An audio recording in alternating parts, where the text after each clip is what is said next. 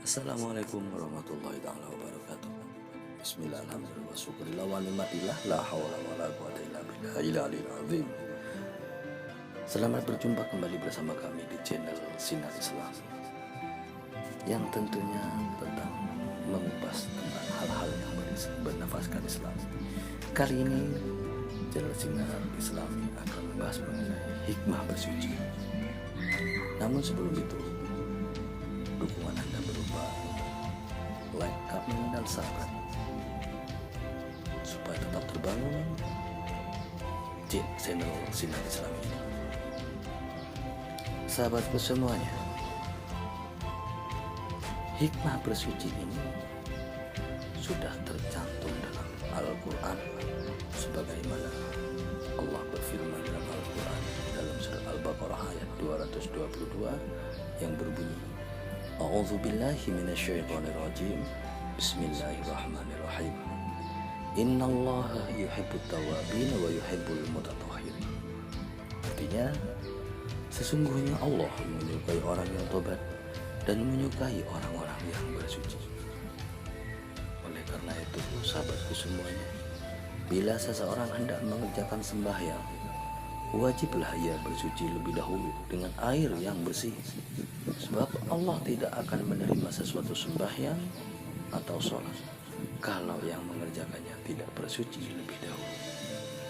Sebagaimana yang disabdakan oleh Rasulullah SAW yang diriwayatkan oleh Muslim. Bismillahirrahmanirrahim. An Ibni Umar radhiyallahu anhu qala qala Nabi sallallahu alaihi wasallam, la yuqbalullahu sholatan bighairi dhuhurin. Artinya, dari Ibnu Umar radhiyallahu anhu berkata, bersabda Rasulullah sallallahu alaihi wasallam, tidak diterima Allah sesuatu sembahyang dengan tidak bersuci. Oleh karena itu, sahabatku semuanya, marilah kita harus mengetahui apa sebenarnya hikmah bersuci. Hal ini diibaratkan kepada bila seseorang murid hendak datang ke sekolah, tentu ia lebih dahulu membersihkan kain dan badannya, dibersihkan gigi dan mulutnya, dibersihkannya kaki dan tangannya, disisirnya rambutnya sebaik-baiknya supaya jangan dimarahi oleh guru. Bila ia telah berhadapan dengan gurunya di sekolah, ia memberi hormat dengan sebaik-baiknya menurut aturan-aturan yang semestinya. Gurunya itu tentu akan bertambah sayang kepadanya, dan dia tentu akan mendapatkan pujian bahwa ia adalah seorang anak yang bersih dan netis. Begitu pula bila seseorang hendak menemui seorang pembesar, tentu lebih dahulu dibersihkan kain dan badannya, dihilangkan bau-bau busuk dari anggota dan pakaiannya supaya jangan tercium oleh pembesar itu. Dan bila tercium oleh pembesar itu, maka pembesar itu akan berkata bahwa seseorang yang itu adalah kotor. Apalagi kalau akan menghadap Allah Subhanahu wa Ta'ala yang mengetahui lahir dan batin manusia, mulai dari gerak langkah yang dilakukannya sampai kepada niat di dalam hatinya. Tak ada kejahatan atau kebaikan yang tersembunyi baginya walau sebesar debu sekalipun. Sudah barang tentu bahwa pakaian dan badan kita hendaknya lebih dibersihkan kalau hendak menghadap kepada Allah. Disuruhnya kita mensucikan badan kita, mencuci mulut kita, mencuci kaki dan tangan kita, mencuci hidung dan mata kita. Itu hanya sekedar perbuatan lahir saja. Tetapi maksud yang sebenarnya bukanlah hanya sekedar suci yang lahir itu, melainkan supaya anggota batin kita disucikan seluruhnya. Pada lahirnya, tangan yang kita basuh, muka yang kita sucikan, tetapi dalam batinnya, hatilah yang kita basuh.